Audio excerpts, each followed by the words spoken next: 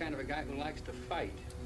All my life. Do you enjoy the I fight with vendetta? everybody. I fight with everybody. Who I disagree with. Who I want to do something about. Like, my nature is to fight on the basis that the only thing I fight about is either contracts, organizing, or somebody wants to have an argument. Then they can have it in 2 minutes. Are you fighting with Frank Fitzsimmons now? It isn't worth a fight. We're going to beat him out of it. Waste of time. Waste of time. Waste of time.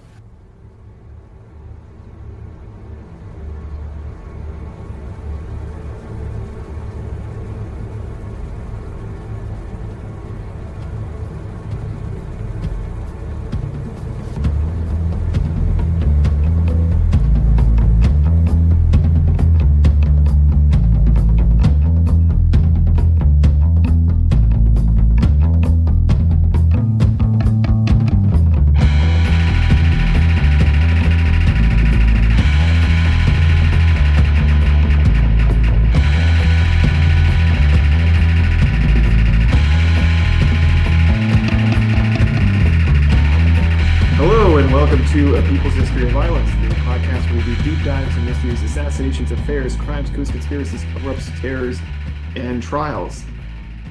I'm your co-host, Isaac. I'm your co-host, Peter. That's right, Peter's back, everyone. Yeah, did you miss me? You don't have to listen to just me lecture and drone on. I thought it was good. Pace. Thank you. Even without me. Thank you. But we're all glad you're back. Yeah. And as promised, we're back on our Hoffa ship. Yeah. So, last time we left off, Jimmy Hoffa had been taken to prison as a result of a long campaign of legal warfare that I've actually just recently read some FBI agents described as worse than they did to MLK. Oh, wow. And they killed that guy. See the episode. Yeah. Anyways. Yeah. But I would love to start out. This is kind of the penultimate episode before we head into, you know, that nice season finale 2-part ending where we start out with Hoffa at his lowest possible point. All right. Stripped of all of his union power and put into federal prison. So he's in the overcrowded and actually quite violent Lewisburg Federal Penitentiary in Lewisburg, Pennsylvania. And every day he is woken up by the guards and taken into a locked, caged-in area where he stuffs mattresses by himself. And at one point, apparently like a few months into doing this day-by-day job of just stuffing mattresses over and over and over, he said, you know, I'm past the probationary period. Can I be put on a work gang? And in his account, they showed him a letter from Robert F. Kennedy that was put into the DOJ file and then sent to the Bureau of Prisons before Kennedy had left office, which is, should Hoffa be sentenced? And maybe it should be, should Hoffa be sentenced on this case? He should not be allowed to associate with any other prisoners on his work. Because that was his whole thing. He was an organizer. And the warden said, there's nothing I can do about this. Damn. So, and as Hoffa is stuffing mattresses over and over by himself, even with his one-time nemesis RFK dead, back at the headquarters of the Teamsters in the Marble Palace in Washington, D.C., the general president's nameplate still says James R. Hoffa, but behind that desk is a guy who took power from his one-time friend and the guy who he said was only fit to get his coffee, Frank Fitzsimmons, aka Fitz. Hoffa said that Fitz was only fit to get coffee, or vice versa. Fitz was only fit to get coffee. Yeah. Fitz only Fitz. Only Fitz. Coffee. Yes. That's where our story starts. There's if I can go just off notes for a second here, there's a weird, almost like metaphysical strangeness to all of the events that come together in this episode, because you'll see like the return of characters, both that we've talked about earlier in our Hoffa series and from like all of the other episodes of our show. When Hoffa's locked up, he's locked up with People's History of Violence favorite Morty Sobel, the atomic spy. There you go. Who he encounters. You'll see the return of Harold Gibbons from the earlier episodes, the St. Louis socialist. You'll also see Carmine Galante, the guy who killed Carlo Tresca Mm, in yeah. here, everybody comes back. It's really the meeting point of so many threads. But I think the real thing that unites everything here is that when Hoffa enters into prison, this kind of social compact that can allow, tons of these small operator, small business, trucking companies and the large ones to agree to huge wage increases under the threat of Hoffa strikes or Teamster strikes or even Teamster goons. It's one thing to agree to that when you know that the line's gonna keep going up. But as cost inflation from both the overheated economy of the Vietnam War, the overheated war economy, and resource constraints in the 1970s as countries in the developing world ask for a larger share for natural resources, you begin to get the sense that the pie is not growing anymore. And one of these forces, whether it's working class people or the Teamsters or the employing class, are going to win. And to that very same point, all of these kind of heads of Teamster locals and general presidents who own shares in loads of businesses, Yeah, I found that interesting. are going to be picking sides. Are there rules about that now that you maybe shouldn't? There were rules about that then Yeah, too. Basically, you had to get all of those things cleared as a conflict of interest, and Right. you would have these Teamster presidents dutifully submitting all of their business interests to be I see. cleared as I am doing it, and here we are. Yeah, everyone thought it was okay, I guess. Or at least Hoffa, I guess, did.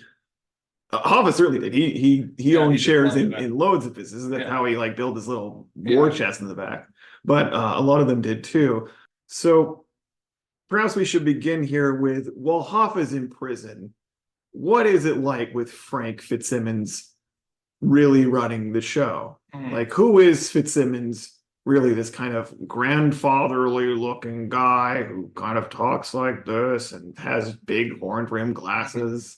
He has this image of being like a compromiser and like a old labor statesman would be the word back then. And even among those pretty critical of Fitzsimmons and his regime seem to kind of accept this aspect of his character because he is so unassuming. He's kind of like Poppy Bush that way, where you don't assume that they're actually like a ruthless bastard. Right. Yeah, you forget that Poppy Bush was also head of the CIA. Yeah.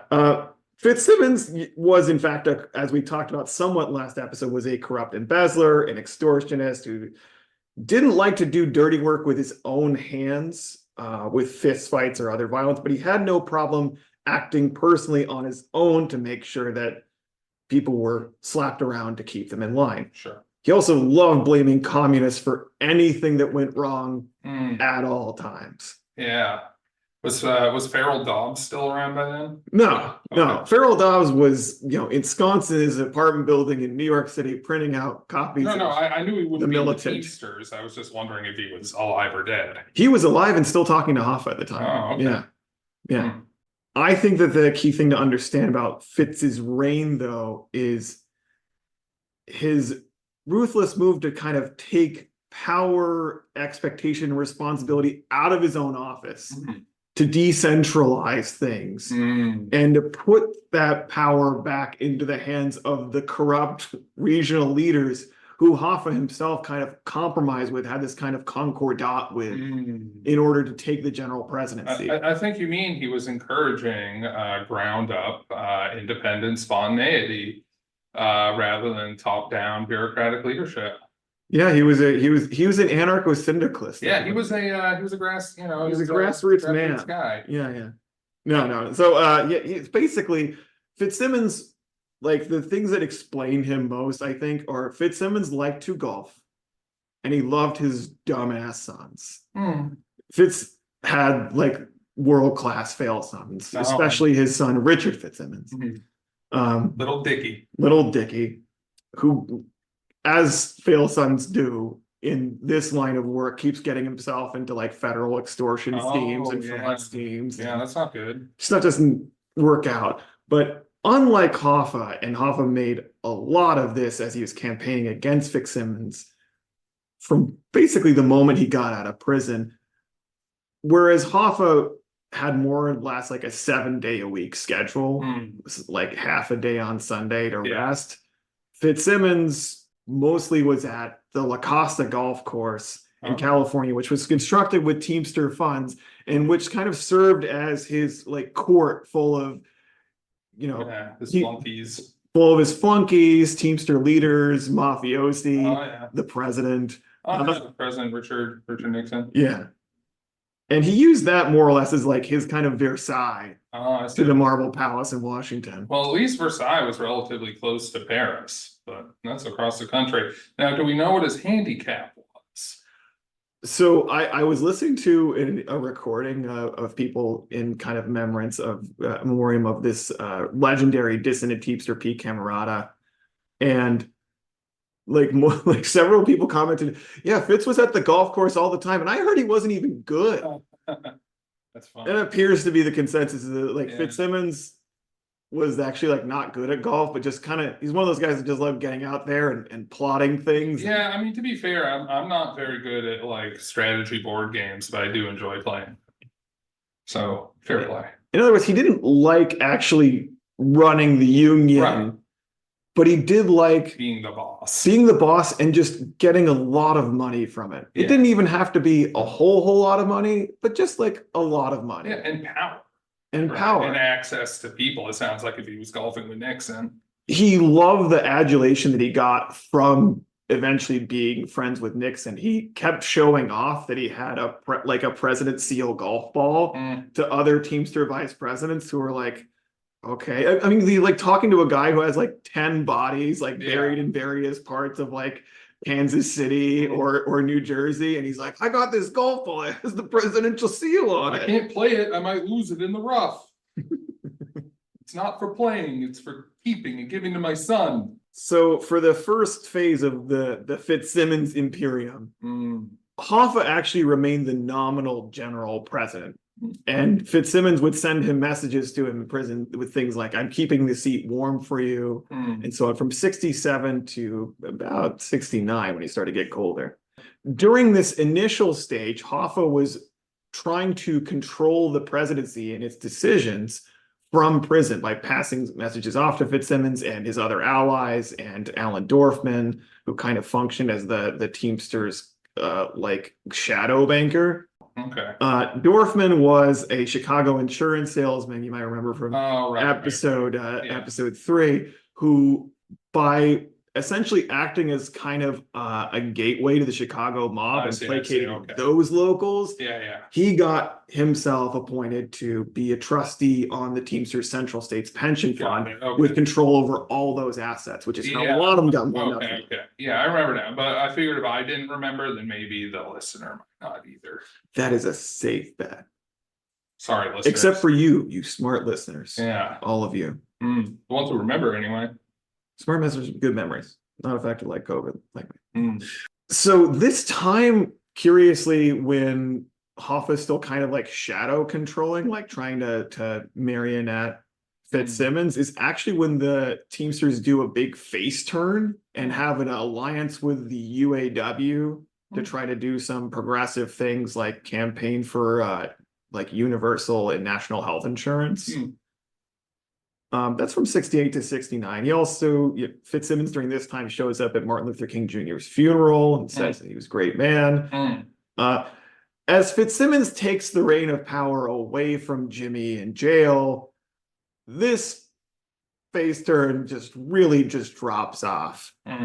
And he begins devolving power to the local chieftains like Mafia Capo Regime, Tony Provenzano, and a host of other local barons who we'll introduce in just a second here. Back during the actual Hoffa reign, legally speaking, like in the Union Constitution, local unions and councils had a tremendous amount of power. You could not really boss them around.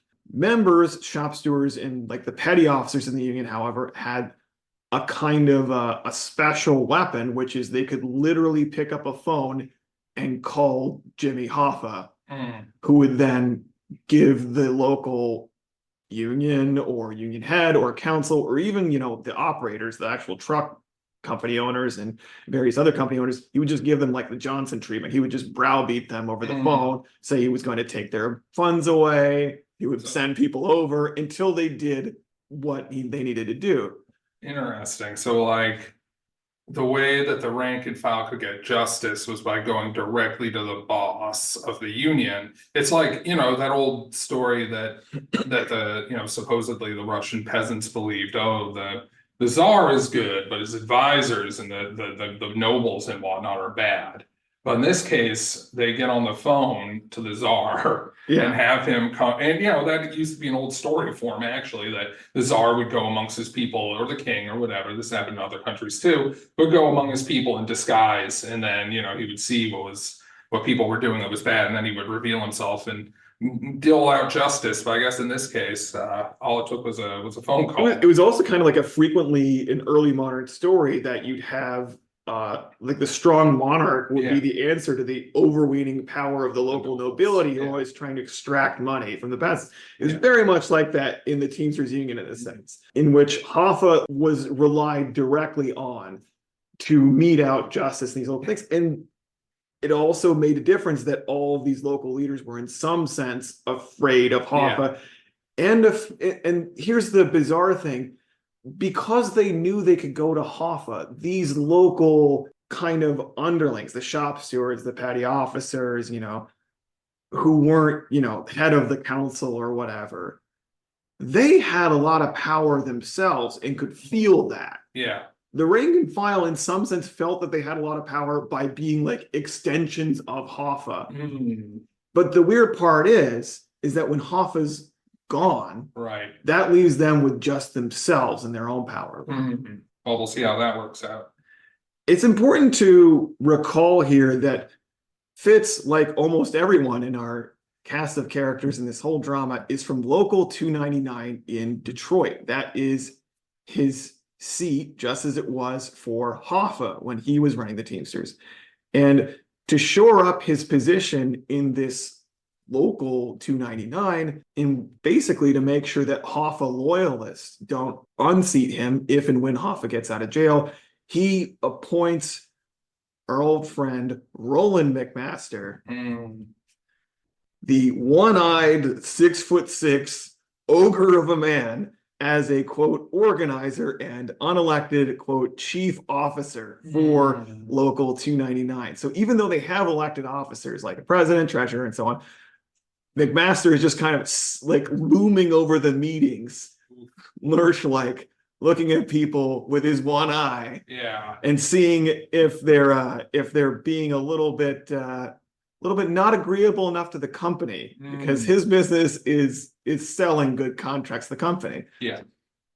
The way it was characterized by Pete Camerata, who was in Local 299 at this time, was that McMaster represented the return of the quote gangster crooked element of the union. And he got this position, by the way, just in case you think that,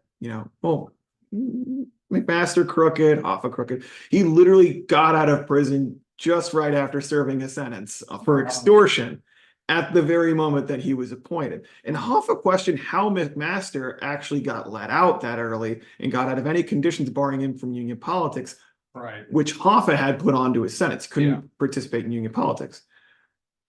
And his thought was that maybe McMaster was some kind of rat, some kind of informant, and a very useful one at that, because if you have a guy like McMaster running the 20,000 member Local 299, then maybe they won't do any nasty little strikes. And, kind of this seat of power, he's close to Fitzsimmons. It's Hoffa's local if Hoffa ever comes back, et cetera, et cetera. So in effect, McMaster was imposed by Fitzsimmons as a kind of viceroy on Local 299. Now we should turn to the kind of people, because we get a different cast of characters every single Hoffa episode of like goons, thugs, etc. So in the background, this is the real rise of the chieftains. They're like really coming back to power in a way that they haven't since in the pre-Hoffa days, able to kind of strike their own deals, do their own thing, and make, frankly, millions of dollars in the process. And they're a real diverse crowd all over the country. And Peter, I just told you about my favorite odd one in this bunch, which is a guy named Roy Lee Williams out in Kansas City. He is probably the most like TV 1970s presentable white bread guy. He's just kind of like a slightly chubby, seems like he was corn-fed guy. The guy stopped by the diner every once in a while. Grew up in a very, very poor family, 12 children in Missouri, and was in the habit of giving sweetheart deals, extorting kickbacks, and was hand in hand with the mafia. He had run the Kansas City locals since the 1950s. And the interesting thing was, as it was described by one source for Stephen Brill's book, The Teamsters, who I think was actually Harold Gibbons. I think he was the source. Quote, Roy is not a free man. He has to do what these guys tell him. And the guys in question were the Kansas City branch of La Cosa Nostra, the mafia. And even the FBI investigating Roy Williams put it in very like kind of Lynchian terms. They said he's under the quote, complete domination of Kansas City mafia boss Nicholas Civella. It's the kind of language they usually reserve for communists, being under the domination of Moscow. Yeah, like Nicholas Civella is pulling the strings. But in a very real sense, apparently Civella picked out Roy Williams, had him join the Teamsters, used various force and intimidation to get him up to the top of the local and appointed as an officer, and then as the head of the local, and then as vice president. Yeah, that's, we talked about this earlier, but I'd love to know what Roy Williams was doing before he got picked for this. Like, how did Civella find him? I guess we'll never know. I haven't seen a Roy Williams biography. I do know he gave testimony to a congressional committee in 1988 where he basically just spilled all the beans about his stuff, but I couldn't find the transcript. He was just like Civella was just going around like a slum, and he said, that kid, he looks like good empty soup material. This guy looks like the blandest son of a bitch I've ever seen. He's the least Italian looking kid I've seen in a while. By the way, kid, you're basically gonna be a proxy for the mafia. And yeah, that was basically it. Although Roy Williams was a fearsome, scary guy himself. In one incident, there was a union dissident. This is very similar to like kind of stuff that happened with Provenzano. There was a union dissident that was annoying him. He said, that guy's pissing me off. And just him saying that guy was angering him caused, within a few hours, shotgun blasts to go through that guy's window. and injure him severely, although he lived. But turning a little bit northward towards the Midwest and the Ohio Kingdom. Important transcription route. Yep. We have transshipment. Very important transshipment route. And this probably becomes the most important link in the chain for future Teamsters history. We have here running this kingdom in Ohio, Jackie Presser, 300-pound flashy guy who came to power by doing the really hard work of inheriting his union office from Bill Presser, his father. Yeah. Really stressing the comparison to like European nobility here. Yeah. According to Stephen Brill sources, Jackie Presser will be responsible for coming up with some of the more like blatant schemes to just loot the pension fund in the early 1970s through a lot of what one could call fake loans and various pension fund schemes. But he started out as kind of just a problem child in his family. They kind of wanted to groom him to eventually become a more educated type, like Jimmy Hoffa's son eventually became, James P. Hoffa, where he became a lawyer. But he didn't take, and he became a car thief and ran off. But he eventually kind of came back to become an organizer, which is to say a real muscle-bound guy. Right, like in the same sense McMaster was an organizer. Yeah, you could say that. By all accounts, unlike a lot of the more like kind of loafing, sponging failures of progeny, a lot of these union leaders during this time, Jackie Presser actually did work a lot. Like he was always scheming. He was like an aggressive parasite. Yeah, at least he showed some vim and vigor. And he was really into PR. So when he came in as a Teamster leader in Ohio, he wore loads of like jewel pinky rings and flashy sports coats.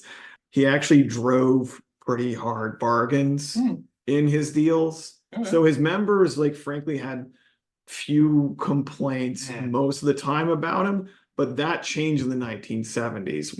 In the 1970s, both Local 299 and Ohio become these kind of battlegrounds for what will shake out on the roadways, with the bosses kind of having an offensive to try to eke out a profit in the inflationary times.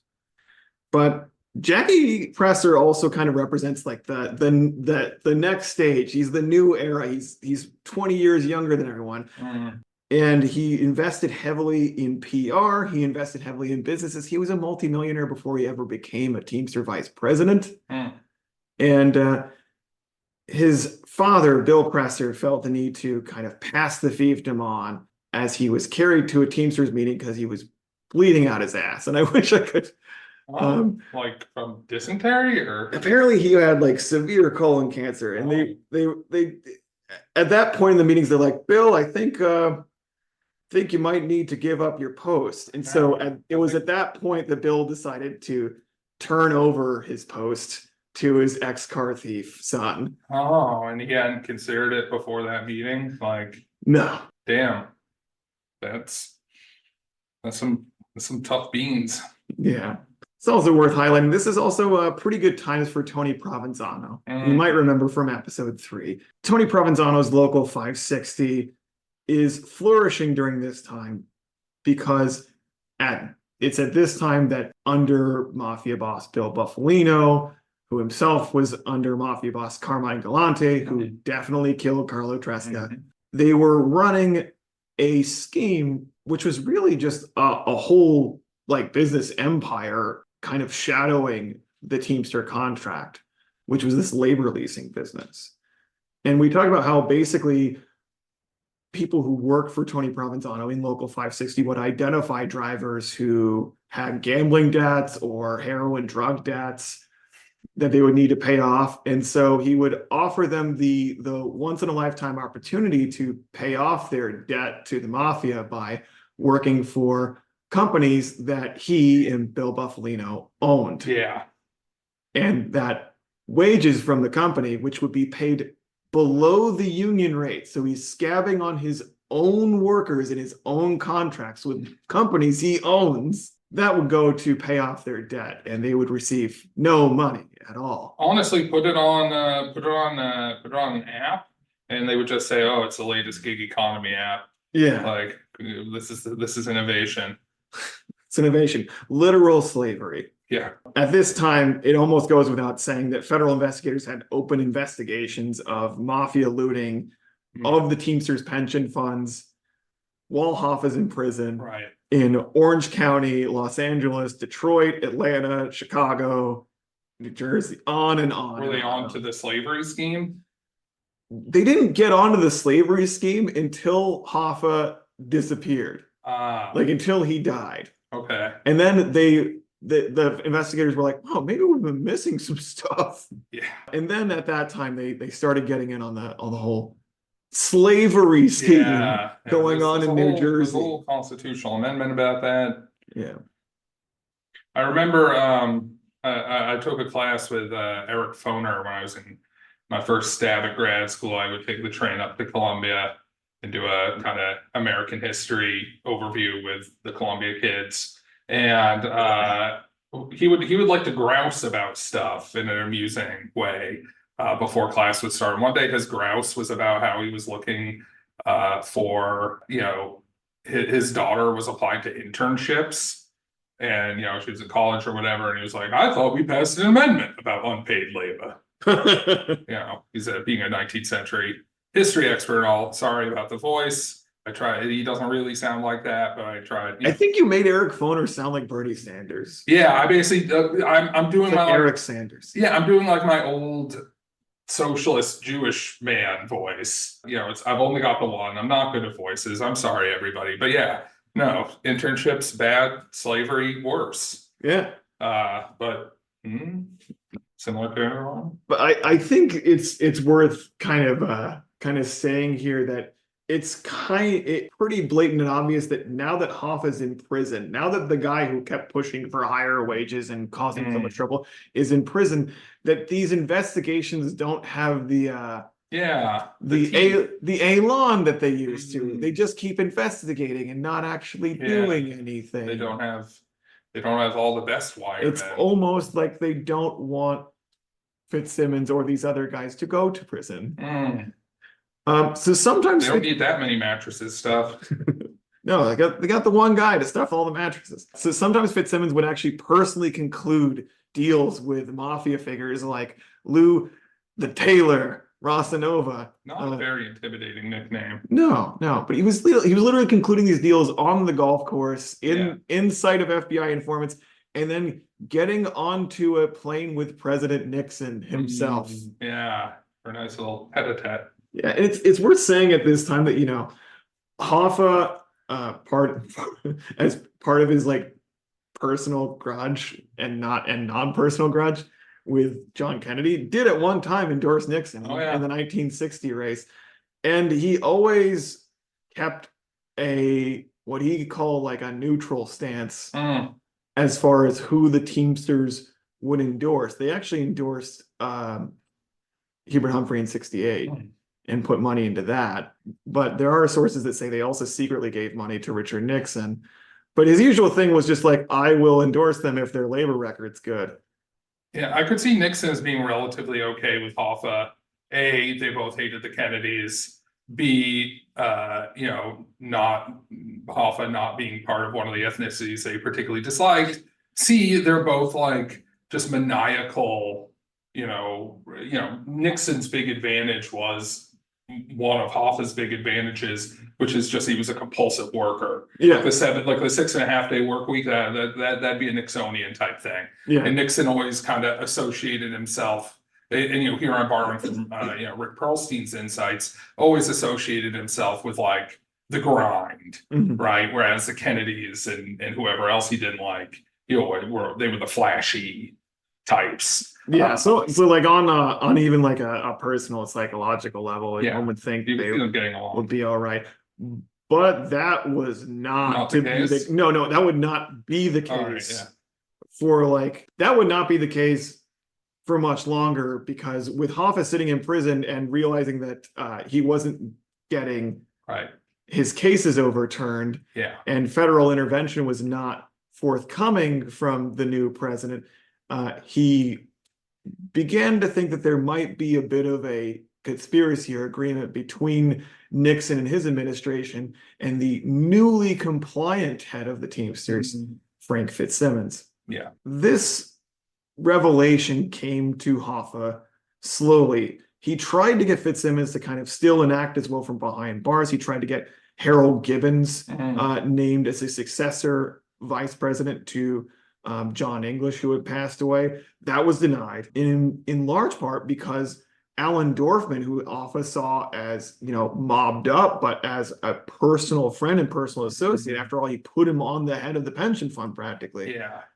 He and the mobbed up Chicago leaders of the Teamsters had actually vetoed putting Harold Gibbons, the one-time Trotskyist, in that vice presidency. Fitzsimmons, however, to kind of placate Hoffa, who's increasingly angry with him for not doing things according to Hoffa's plan, sends Charles O'Brien, Hoffa's kind of semi-adoptive son, and who is himself kind of a half Sicilian mafia associate, to console him while he's in prison.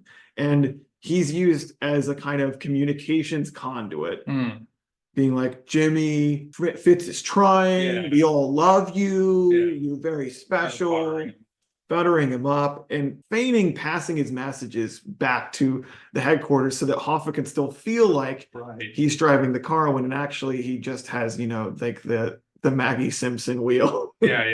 Fitzsimmons also does these really like over the top things to make it seem like Jimmy's still in charge, because he has Hoffa still has tremendous support among the rank and file Teamsters who are anxious to get him out of prison. So on his birthday, every birthday, he has a plane fly over Lewisburg Penitentiary with a huge banner that says "Happy Birthday, Jimmy."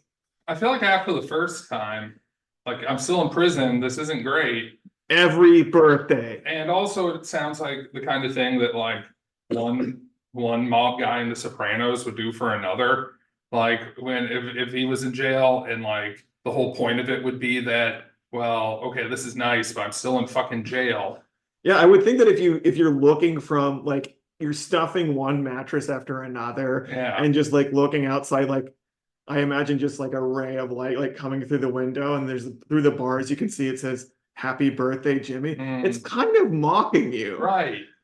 I would just start like angrily stuffing the mattress. It's a gesture. It's Fuck you, Fitz. It would be like somebody that Tony like sacrificed on The Sopranos, and then has a fit of conscience about and does that for. But wish him a happy birthday. Right, but Steve, I got him a goddamn airplane gift for birthday. But like but Steve Buscemi or whichever other Italian American actor, he's not buying it. He's gonna come back. He's not gonna be happy. No.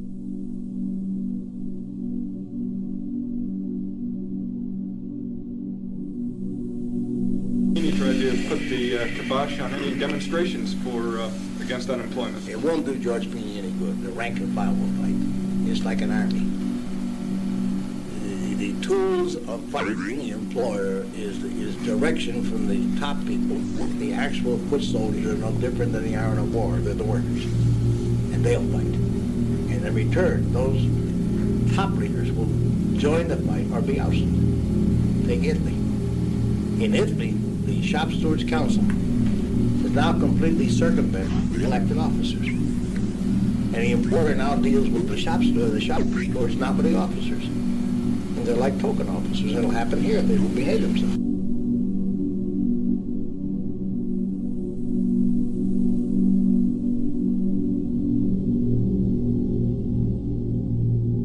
So while Chucky O'Brien, who Hoffa does see as a son, and who, until the day he died, at least professed that he saw Hoffa as a father figure, he remains personally friendly with Hoffa. He has his own problems. O'Brien is not he's not the top son.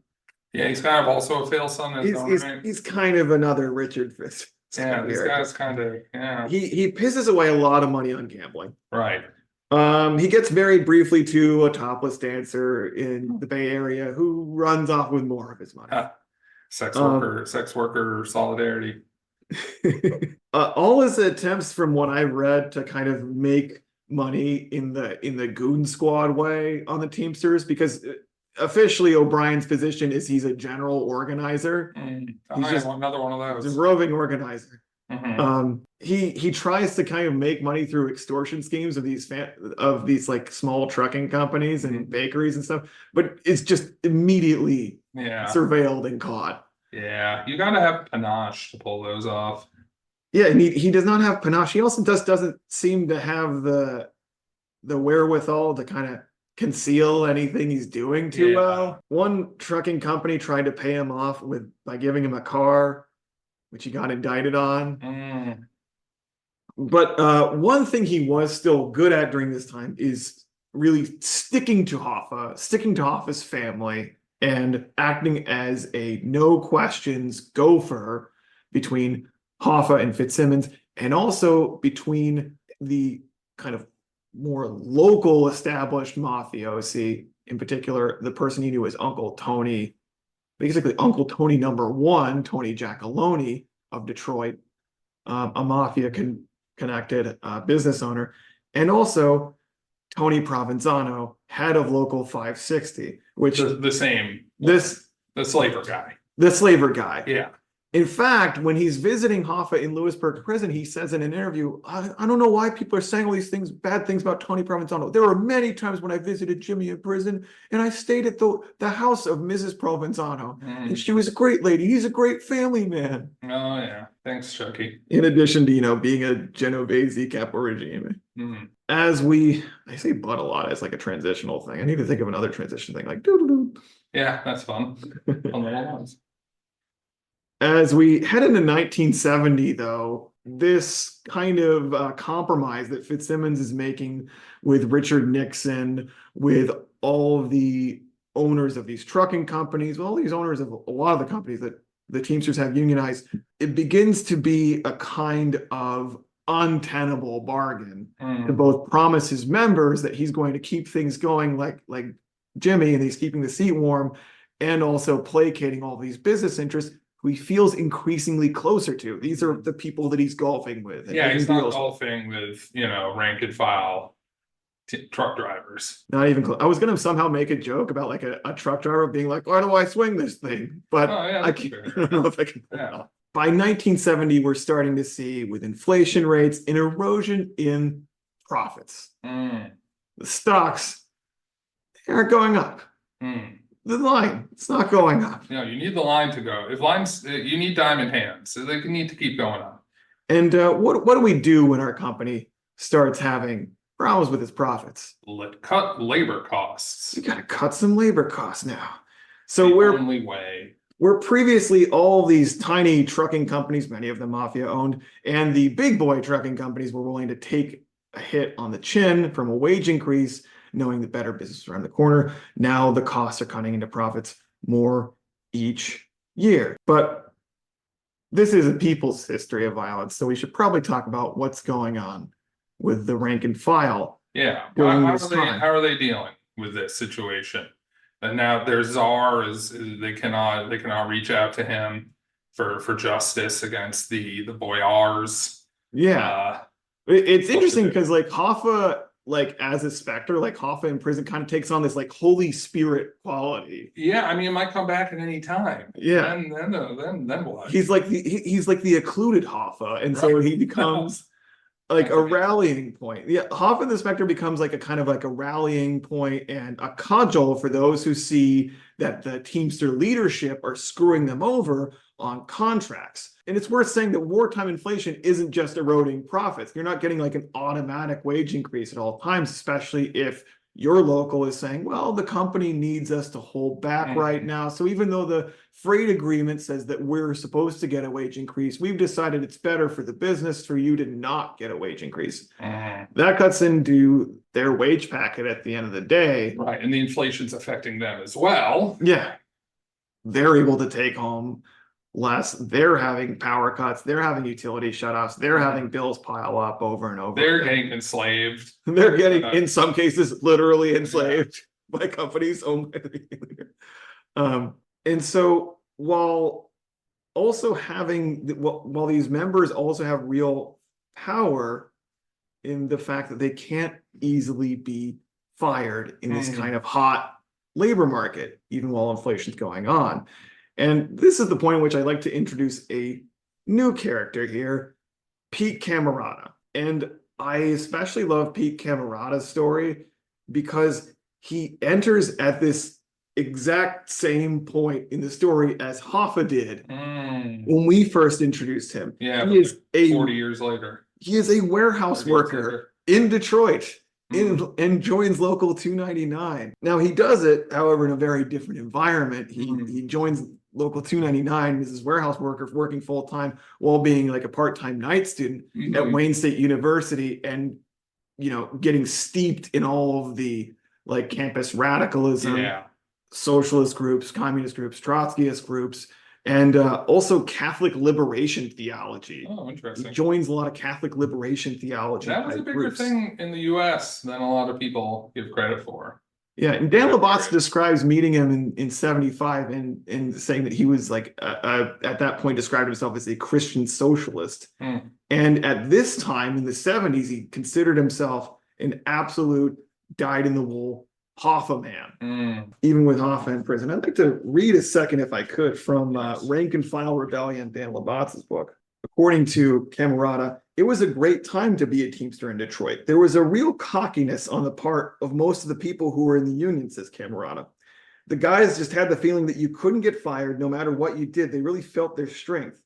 You couldn't discount the fact that you could walk down the street and get hired in about any place in this city. And he also goes on to say it wasn't just from not being afraid of being fired. there was a real quote, there was a real pride in the union in those days. Everybody really was proud of being a member of Local 299. We had a strong local then. We were about 20,000 members, and in the whole city, there wasn't a truck driver that wasn't organized. And Camerata has a very kind of similar confrontation moment to the young Jimmy Hoffa with his boss. And essentially, he was working for this company called Earl C. Smith Trucking. He's one of the loaders and unloaders, and he was considered he was elected as the union committee man. He's supposed to be like the spokesman, the shop floor guy. And some snow and precipitation had come in, and basically the gap between like the ground and the actual warehouse, ground where the truck was unloaded in the warehouse, was just like dirt. It started turning this like mud, ice slurry. And so workers start coming up to Pete, the kind of local leader, and saying, you know, someone's going to get hurt. Someone's going to fall down. They're going to break an arm. They're going to break a leg. And so we need a drying agent. So Camerata does the obvious thing, and he goes to the boss and says, we need a drying agent. Otherwise, someone's going to slip and fall on this and get really hurt. We're not going to work until we get a drying agent. And the boss turned to him and said, that's what workman's comp is for. Keep going. Get your ass to work. Yeah. So Camerata, who is a huge guy, at this time he was almost 400 pounds. Oh, wow. He has a big ass 1970 handlebar mustache. Oh, hell yeah. And also even like a workman's cap. He's literally yeah. like the vision that you have of like, this is a red rebel Teamster. Yeah. So he gets together the workers, and they do the clever, guileful Hoffa thing, which is they get out their contract that the union has with the company. And they find out that in any dispute, if the workers simply punch out and leave the shift, if they return back in 24 hours, they cannot be fired. And so he tells the workers, well, we're not working until they put drying agent on there, so we don't slip and fall. And they all punched out, and they all left for the day. And probably had like a great time. Oh, yeah, probably had some beers. $2.99 all. Yeah. And they came back the next day, and the person standing there is the official Local 299 business agent who's standing there with the boss, and turns to be Camerata and goes, what the hell are you guys doing? You got to get your ass back to work. And Camerata says, no, we're not doing that until you put the drying agent on the mud. So we're talking about like salt or something. Yeah. Yeah, it's just basic shit. Yeah. I think it was like a more intense industrial stuff, Okay, because none of them just describe it as like salt. Yeah. But they all call it drying agent. Yeah. Okay, well that might have been relevant. Sorry. Like the kind of like green crystal stuff that you usually see here yeah. in Boston after like a really big storm. Yeah. So in one account, Camerata grabs the tie of the union business agent. He's the guy that's supposed to officially talk to all of these businesses. And pulls him over and says, look at the contract. You need to get back in there and tell him that you can't make us do this. And he reads the contract, and he looks at Camerata, and he looks at the other workers who are all behind Camerata. And the union business agent turns, and using the exact same line he used with Camerata, he walked in, he goes to the business owner, what the hell are you guys doing here? You gotta give him a drying agent. And Pete Camerata is like, that guy was just like this like classic stuff shirt who had one line that he could just use with everything. Which is apparently, what the hell are you guys doing here? Yeah, we have rules. So with that confrontation, Camerata became not just, the official elected committee man, but the local leader in Earl C. Smith Company and a real voice in the union. And it's at that time that Camerata, in this kind of sees this boiling conflict between basically the viceroy imposed by Frank Fitzsimmons, McMaster, and the really official Hoffa supporting successor Dave Johnson, who was at that time the president of Local 299. But with McMaster looming over it. Yeah. And Camerata is a guy who, as you just heard, really takes pride in the union. It wins benefits. It is a force. You could take the tie of the guy who's threatening to injure you and tell him to fuck off. Yeah. You can go home for the day if he doesn't take. You have real democratic power. And I don't, it's stories like that that make me recognize just how divided and afraid most people are, and they don't even really realize it. Yeah. Because they don't have that kind of collective power behind them. They don't have that vehicle. Even the idea that it could be there. Yeah. Like it's not like every working class person had that power, had like a workplace where that was possible, but there was a culture that it was at least something that could be done, in large part because of the successes of radical labor organizing in the previous decades. Exactly. And also just like a general culture of like, you know, you don't see yourself as becoming the boss generally. You don't see the boss as your friend. You know, you understand that there's, even if you don't understand it from like a theoretically informed perspective or blah, blah, whatever, you understand that there's a basic conflict and that you need to be able to stand up for yourself in that. Yeah. And that it's shameful to not stand by people in a similar setting, situations yourself. It's so striking to me just how much more self-respect Yeah. they have.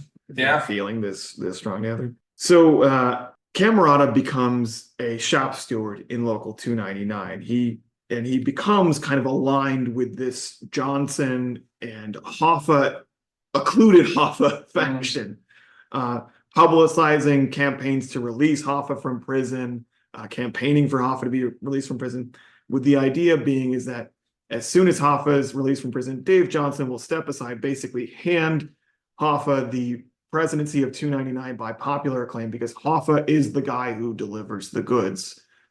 Right. And that would depend on Hoffa getting out of jail and also having whatever conditions he would have had on his union activity revoked. And we'll talk about that. Yeah. In 1970, however, the National Master Freight Agreement, that big trucking agreement that covered just almost all trucking in the United States, inner city, in between cities, all the trucking in the United States, the thing that Hoffa negotiated, it came up for renewal. Only this time it was Fitzsimmons negotiating the new contract, and he managed to wring, after 3 years of inflation, a $1.10 per hour increase.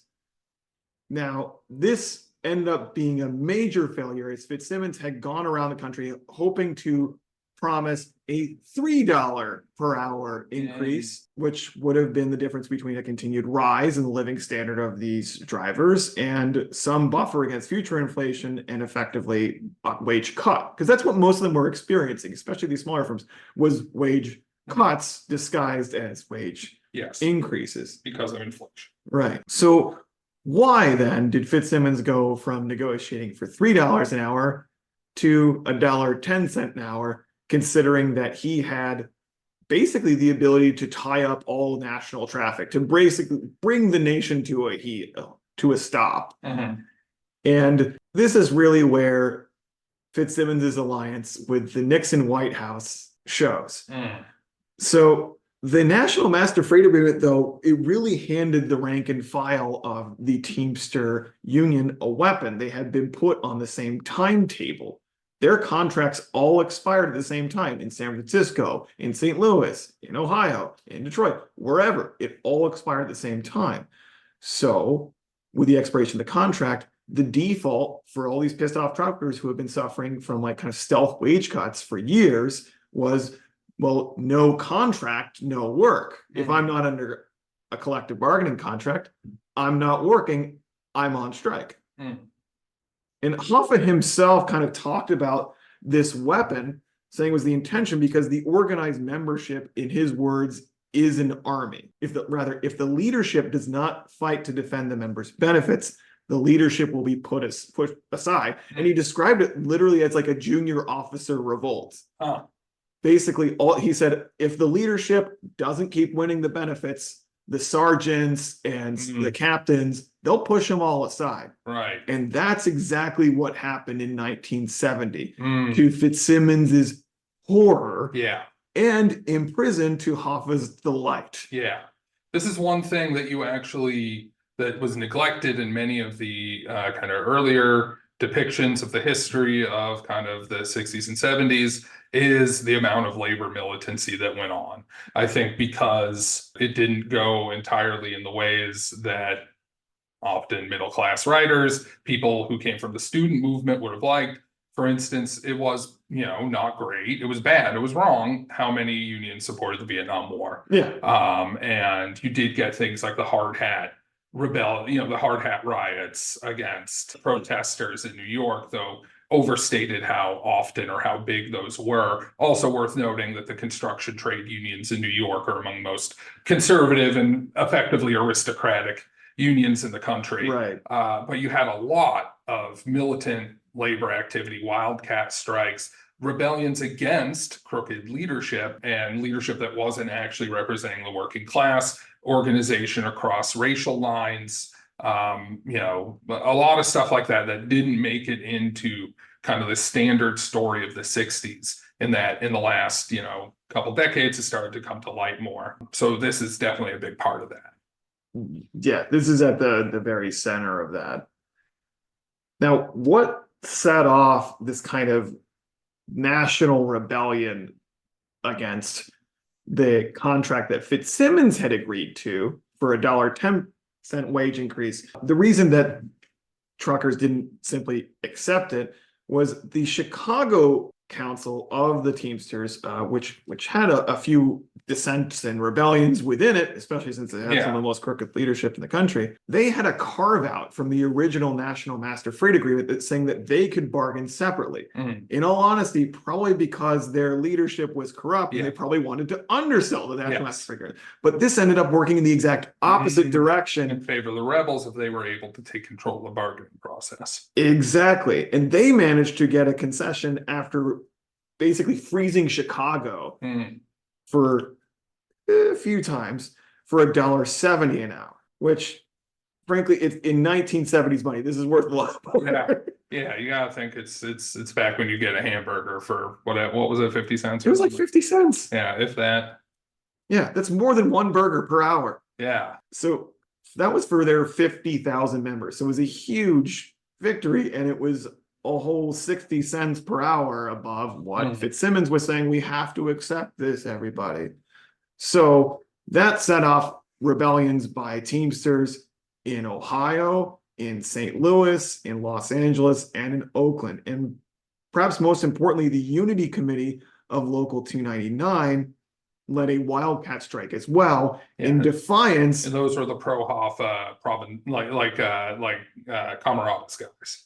Yeah, and this was in complete defiance of Chief Officer McMaster at the time, who said we have to accept what Fitz negotiated.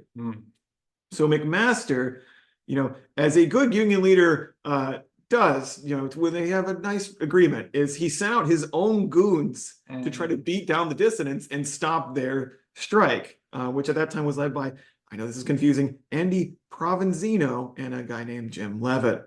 Provenzino, not Provenzano. Andy Pro, not Tony Pro. Jesus, these names. We actually found out that the name Provenzano or Provenzino likely comes from, and this is just from the first page of Google, so who knows? Italian history aside, people. Yeah, sorry, should I not go into this? No, go ahead. We can cut it, but Italian name for someone from Provence, like a Provenzano. So I guess people at one point got on the boat from Provence, moved to what I assume is southern Italy or Sicily. The name stuck, and somehow there's They're fake Italian, everybody. They're French. I'm not saying that. Simon's saying that. The language doesn't lie. Go fight with Simon. Go pick on him. Yeah. But apparently they got on another boat to America because there's a fair number.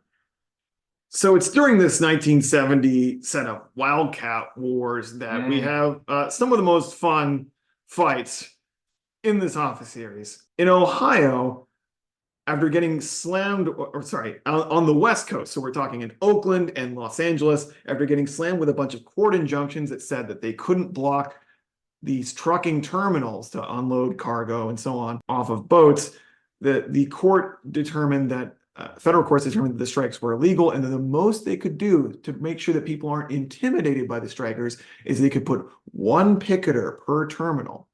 So the Teamsters, unless they wanted their whole local fund just confiscated for doing an illegal strike, were forced to have one Teamster in front of a terminal with a sign saying, you know, please do not take cargo from here.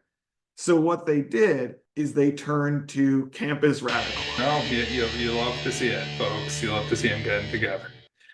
How'd that work out?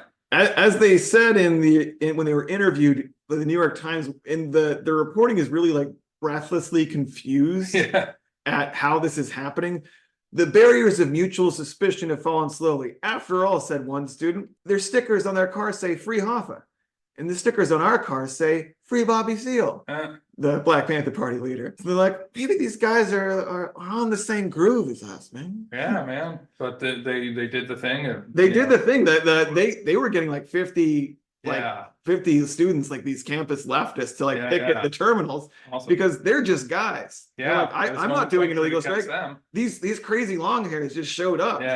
In all honesty, probably at the time they were more likely to be like the PLP. With like short hair, being like, we have to strengthen our alliance with the working class. Like very serious, button down guys. They were probably like all gang paired off and married. I believe that was a thing at some point in PLP. They were like, we have to stop being so bohemian. By that point, they had already abandoned. They definitely weren't hippies by that point.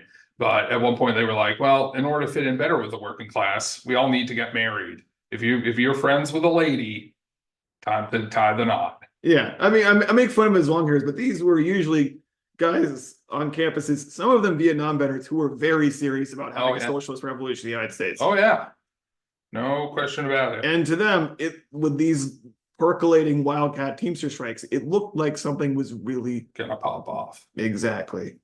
Now in Ohio, we actually have kind of the roiling epicenter and the start of what will be a common theme in this episode as we get towards the later parts, which is Mad Max style war on the roadways. Oh, damn. So, according to the New York Times, and this was just before the Kent State Massacre, by the way, there are several incidents during the day of this strike. Most of them minor, including one in which, and this is classified as a minor incident, mind you, listeners, including one in which 200 rock-throwing strikers drove back about 50 policemen and National Guardsmen and the 3-truck convoy they were attempting to escort out of the Yellow Freight Line terminal. No further attempt was made to move the trucks. In addition to the 3,000 National Guardsmen there, another battalion has set up headquarters in Cincinnati to patrol Interstate 71 and 75 in the southern part of the state. Colonel Charles Jones of the Ohio National Guard, in command of the Cincinnati detachment, said his men had been troubled only by a couple of minor incidents during the day. Yeah, minor incidents of 200 rock-throwing strikers. Yeah. The strikers have set up a roving patrol system that they say can muster 300 men within an hour to stop a truck moving goods in the area. The strikers are allowing trucks carrying food, drugs, and beer to continue. They become outraged when they found the supposed food trucks carrying other cargo. Those bastards.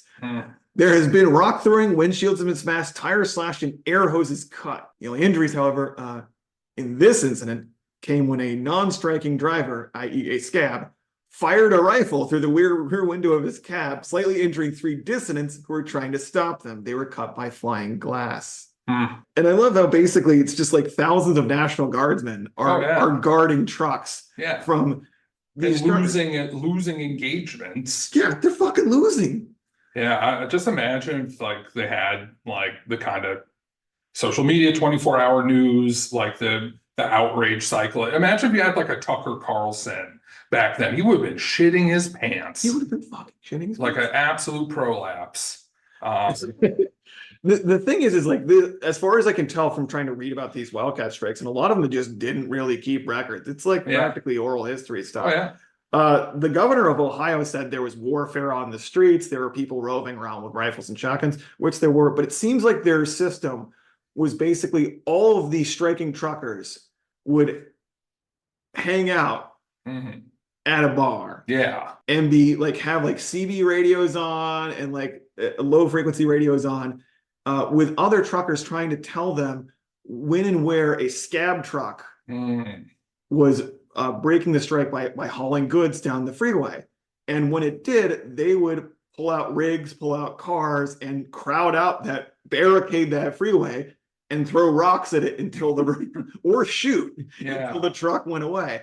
And I'm sure it's in the pioneered Hoffa-approved method of shooting just above the cab. So you're not hitting the guy, scaring him. Well, apparently they've got guns too, and they're shooting when they're not getting shot at. So, you know. Yeah. So Fitzsimmons, the sensible president of their union, and by this point just butting up with every corporation leader and Richard Nixon on the golf course, squarely took the side against the Wildcat strikers. And he blamed, as he would in many years hence, and also his successors would, communists. Those long hairs got in amongst them. He didn't even say it was like, young communists. He literally was like the Communist Party. It was very Nixonian in the sense that like, he was like, I know the communists are really running this. And I'm sure there were like some like random communist teamsters, but this was a full on. If there were that many communists, they would have done something different and earlier. Yeah, if there were that many communists, Well, actually cut down. Might have just straight up lost. Eventually, however, the strikers did get a lot of increases in wages in individual areas, and at a minimum, amnesty. And the funny part, the thing that Fitz did at the end of this, when the Wildcat strikes really started producing wage increases, is he took credit for it. Yeah, you can.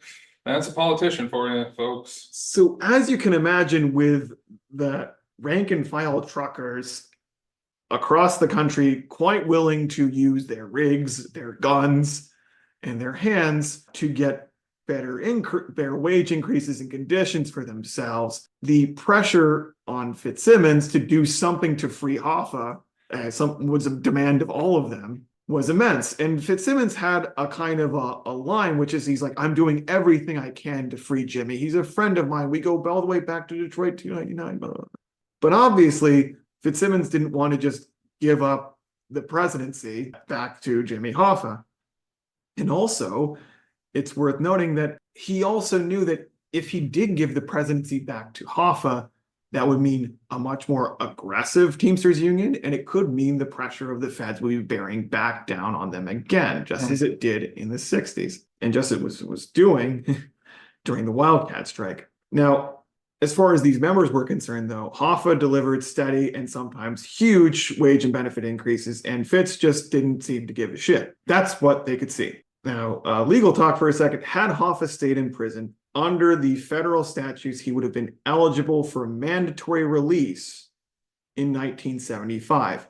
This type of mandatory release is unconditional. There is not a post-prison, no participating in unions clause to that sentence. The released prisoner during that period of mandatory release must not, however, commit new offenses, or they will face re-imprisonment for the rest of the term of imprisonment, which would be, in his case, to 1980. But again, he would be out in 1975, and there will be no condition saying he couldn't serve in the union.